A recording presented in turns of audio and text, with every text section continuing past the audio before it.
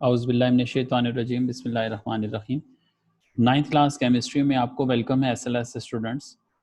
बेटा जिस तरह से आपको मालूम है कि हम जो है आपके साथ 4 यूनिट जो है वो पढ़ रहे हैं और 4 यूनिट जो है वो हम डिस्कस कर रहे हैं आप लोगों के साथ।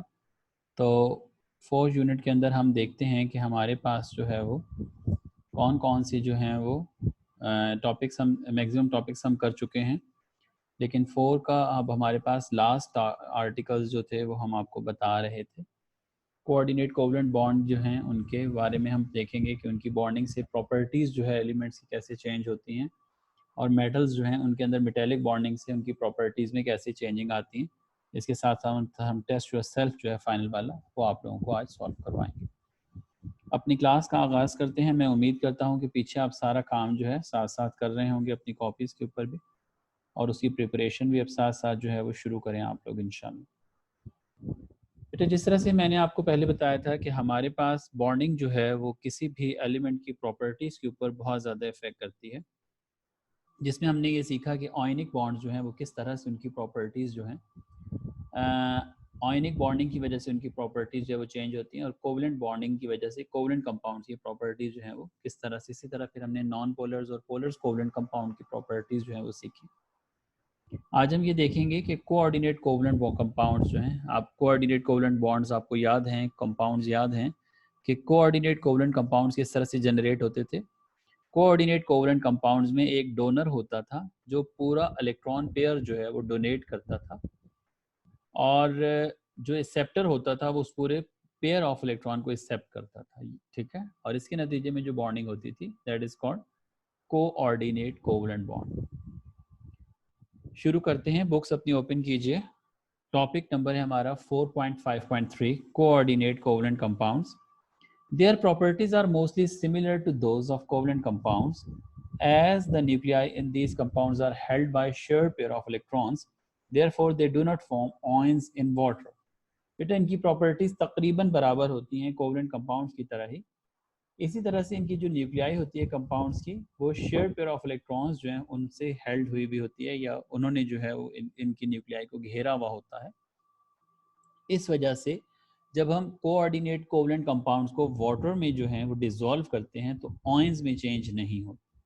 जिस तरह से आयनिक कंपाउंड्स को वाटर में जब डिसॉल्व किया जाता है तो ऑयंस में चेंज हो जाते हैं, लेकिन जो कोऑर्डिनेट कोवलेंट कंपाउंड्स हैं इनको जब वाटर में डिसॉल्व करते हैं तो ये अपने ऑयंस में चेंज नहीं होते।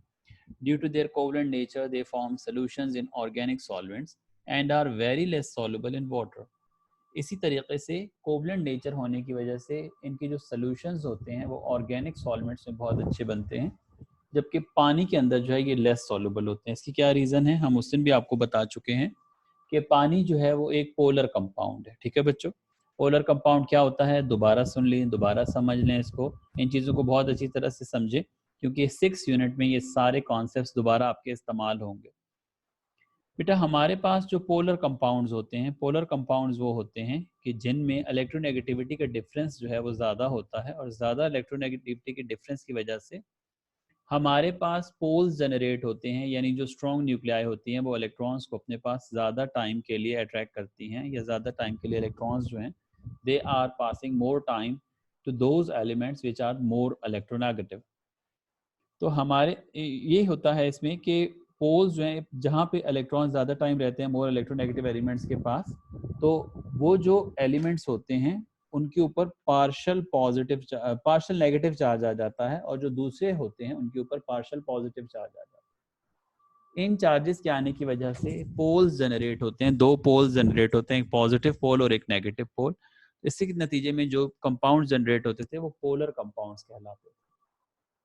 बेटा वाटर भी एक पोलर कंपाउंड है, तो हमेशा याद रखें कि पोलर कंपाउंड्स, पोलर सॉल्वेंट्स जो हैं वो पोलर सॉल्यूट्स को ही अपने अंदर डिसॉल्व करेंगे, और नॉन पोलर जो होंगे वो नॉन पोलर को डिसॉल्व करेंगे। इसी तरह से हमारे पास जो कोऑर्डिनेट कोवलेंट कंपाउंड्स होते हैं ये ऑर्गेनिक सॉल्वेंट्स में बहुत अच्छी तरह से डिसॉल्व होते हैं। उसकी वजह क्या है, क्योंकि इसके ऊपर कोई पोल्स नहीं होते उस तरह से, ठीक है।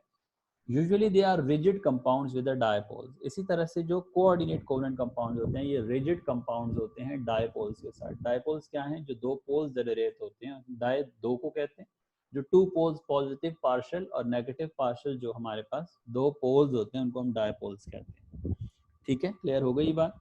अब हम देखते हैं कि मेटल्स की प्रॉपर्टीज जो हैं किस तरह से जो है वो चेंज होती हैं या इफेक्ट करती हैं मेटेलिक बॉन्डिंग से। मेटेलिक बॉन्डिंग भी आप बहुत डिटेल से पीछे पढ़ चुके हैं, लेक्चर्स आप दोबारा सुन सकते हैं, आपके पास मौजूद हैं lectures. Metals have common property of conducting heat and electricity. Metals की एक कॉमन प्रॉपर्टी है कि वो हीट और इलेक्ट्रिसिटी को कंडक्ट करते हैं, यानी उनमें से हीट और इलेक्ट्रिसिटी पास हो सकती है, ये सबको पता है बात। ठीक है, और उसके रीजन क्या है हीट और इलेक्ट्रिसिटी पास होने का, कि उनमें मीडिया मौजूद है, यानी इलेक्ट्रॉन्स मौजूद हैं जो इलेक्ट्रॉन्स ट्रांसफर करते हैं हीट और इलेक्ट्रिसिटी को फ्रॉम वन प्लेस या from one end to another end. It gives them prime role in many industries. Major properties shown by the metals are as follow.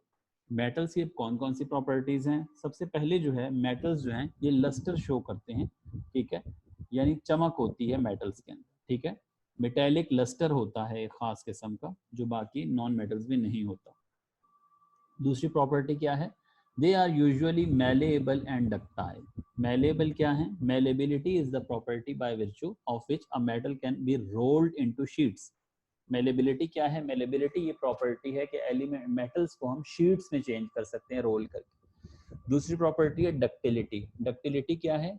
Ductility is the property bye virtue of which a metal can be drawn into wires. Metals की तारें बन सकती हैं, wires बन सकती हैं। तो ये जो प्रॉपर्टी है मेटल की क्या कहलाती है? डक्टिलिटी कहलाती है। तो मेटल्स क्या होते हैं? मेलेबल होते हैं और डक्टाइल होते हैं। समझ आ गई बात? थर्ड प्रॉपर्टी है they have usually high melting and boiling points. इनकी जो मेल्टिंग और बॉइलिंग पॉइंट्स होते हैं वो हाई होते हैं मेटल्स के।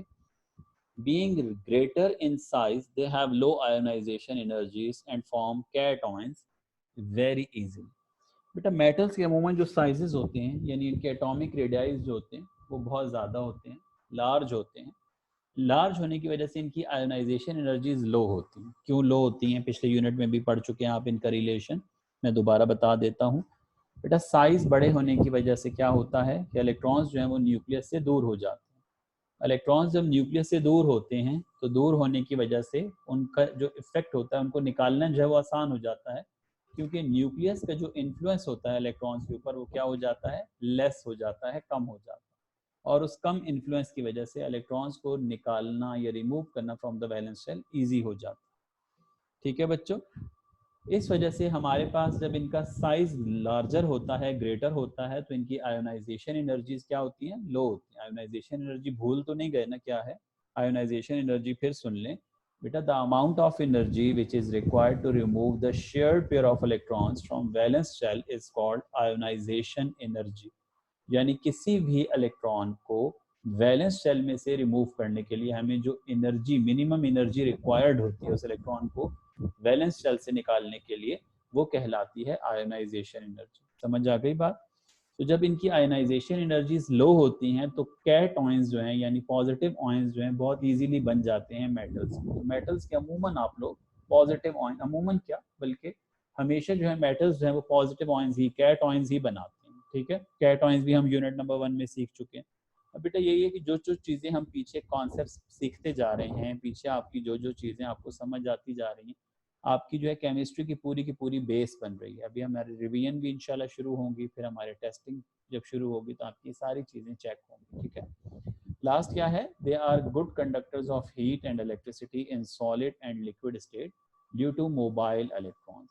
बेटा हमारे पास जो कंडक्टिविटी होती है हीट और इलेक्ट्रिसिटी की सॉलिड या लिक्विड स्टेट्स में, ये बहुत अच्छी होती है मेटल्स की। उसकी वजह क्या है? उसकी वजह ये है कि इनमें जो इलेक्ट्रॉन्स होते हैं, मोबाइल इलेक्ट्रॉन्स की बहुत बड़ी मिकदार जो है वो मौजूद होती है। मैं आपको यहाँ पिक्चर दिखाता हूँ जो मैंने आपको पहले भी दिखाई थी जब हमने आपको मेटेलिक बॉन्ड्स पढ़ाए थे, कि मेटेलिक बॉन्ड्स जो है ये स्पेशल टाइप की बॉन्डिंग है जिसमें क्या होता है कि हमारे पास जो मेटल्स हैं उनमें, ये देखिए ये मेटल्स की मैंने आपको पिक्चर दिखाई थी उस वक्त। अब ये एक मेटल की स्कीमेटिक डायग्राम है। इसमें आपको ये जो पॉजिटिव पॉजिटिव नज़र आ रहे हैं ये न्यूक्लियाई हैं। ठीक है, ये न्यूक्लियस है मॉलिक्यूल का। ठीक है, ये एटम का न्यूक्लियस है। और ये जो आपको व्हाइट कलर में नजर आ रहे हैं ये क्या है? ये इलेक्ट्रॉन्स हैं। अब ये जो नेगेटिव इलेक्ट्रॉन्स हैं बेसिकली, ये जो आपको डॉट डॉट में नजर आ रहे हैं, ये बहुत बड़ी क्वांटिटी में इलेक्ट्रॉन्स होते हैं और इन इलेक्ट्रॉन्स को मोबाइल इलेक्ट्रॉन्स कहा जाता है, क्योंकि एक सी ऑफ इलेक्ट्रॉन्स जो है प्रोड्यूस करते हैं जिसमें से स्पेशल बॉन्डिंग जनरेट होती है जिसको मेटेलिक बॉन्डिंग है। इन्हीं इलेक्ट्रॉन्स के सी की वजह से बेसिकली हमारे पास क्या होता है कि सारे के सारे जो मेटल्स हैं वो good conductor of heat and electricity होते हैं। ठीक है, वो रीज़न उसका क्या है, ये जो मोबाइल इलेक्ट्रॉन आपको इस पिक्चर में नज़र आ रहे हैं। मैं उम्मीद करता हूँ कि कॉन्सेप्ट आप बहुत अच्छी तरह से समझ गए होंगे। आज का टॉपिक हम यहाँ पे एंड करते हैं और आप इसको जो है दोबारा रीड आउट करें अच्छी तरह से। ठीक है, यहाँ पे एक साइंस सोसाइटी का शायद एक आर्टिकल है सिंथेटिक एडहेसिव्स, इसको अच्छी तरह से देख लें। सिंथेटिक एडहेसिव्स क्या होते हैं? एडहेसिव्स बेटा वो होते हैं जो किसी एक दूसरी चीज़ को जोड़ने के काम आते हैं। ठीक है, although natural adhesives are less expensive to produce, but most important adhesives used nowadays are synthetic. Natural वो हैं जो naturally होते हैं और synthetic वो हैं जो खुद बनाए जाते हैं। Adhesive is based on synthetic resins and rubbers excel in versatility and performance. Synthetic adhesives can be produced in a sufficient supply of uniform property with uniform properties and they can be modified in many ways. The polymers of resins used in synthetic adhesives fall into two general categories. अब इनको आप याद रखिएगा, कौन कौन सी दो categories हैं आपसे ये फिल इन द ब्लैंक्स में एमसीक्यूज में पूछे जा सकते हैं। एक होते हैं थर्मोप्लास्टिक्स और एक होते हैं थर्मोसेटिंग्स। ठीक है, एक होते हैं थर्मोप्लास्टिक्स और एक होते हैं thermosettings. One form of polymer used industrially is epoxy adhesive. ये भी आपको ऑब्जेक्टिव का है, एपॉक्सी एडहेसिव जो इंडस्ट्री में इस्तेमाल होती है। ठीक है, और अगला है aircraft cars trucks and boats are partially held together with epoxy adhesives. ठीक है, ये एक साइंस सोसाइटी का आपका टॉपिक है। Epoxy is polymer that is form from two different chemicals, they are referred to as resin and hardener. दो चीजें होती हैं, एक रीजन होता है और एक हार्डनर होता है। Epoxy adhesives are called structural adhesive, objective की लाइन है। These high performance adhesives used in the construction of aircraft. अब जहाज़ों को बनाने में, ऑटोमोबाइल्स को बनाने में, बाईसाइकिल्स, बोट, गोल्फ क्लब्स, जहाँ पे where high strength is needed, यानी जहाँ बहुत ज़्यादा जो है वो हाई स्ट्रेंथ बॉन्ड रिक्वायर्ड होता है, वहाँ पे एपॉक्सीज जो है वो इस्तेमाल होती हैं। Epoxy adhesives can be developed to suit almost any application. They can be flexible और रिजिड। ठीक है, ये फ्लेक्सिबल भी हो सकते हैं और रिजिड भी। रिजिड सख्त को कहते हैं, फ्लेक्सिबल नरम जो चीज़ होती है। ट्रांसपेरेंट और ओपैक, ट्रांसपेरेंट भी हो सकते हैं। ट्रांसपेरेंट क्या चीज़ होती है? जिसके आर पार देखा जा सकता है। और ओपैक क्या होता है? जिसके आर पार नहीं देखा जा सकता। Even coloured as well as fast और स्लो सेटिंग्स। ठीक है, कुछ ऐसे होते हैं जो बहुत जल्दी सेट हो जाते हैं, जिस तरह से एल्फी जो होती है फौरन चिपक जाती है। ठीक है, और जो समद बॉन्ड होती है उसको थोड़ा सा टाइम लगता है। Adhesives are good heat and chemical resistance. Because of these properties, they are given the name of engineering adhesives. तो epoxy polymers adhesives को engineering adhesives भी कहा जाता है। ये भी आपका क्वेश्चन आ सकता है पेपर में। तो कल इंशाल्लाह नेक्स्ट क्लास में हम आपको टेस्ट रिजल्ट 4.4 के सारे क्वेश्चन बाकी करवाएंगे। ठीक है, एक दफ़ा मैं दोबारा सारे करा दूंगा और इंशाल्लाह अब हम एक्सरसाइज शुरू करेंगे। शॉर्ट क्वेश्चन 17 है इसमें और लॉन्ग क्वेश्चन जो है आपके पास 11 है। ठीक है जी, तो आप लोग अब अपनी राइटिंग वर्क के लिए रेडी रहिएगा इस यूनिट के। आज की क्लास हम यहाँ पर एंड करते हैं। उम्मीद है आप लोग जो हैं वो सीख चुके होंगे। अल्लाह हाफिज़।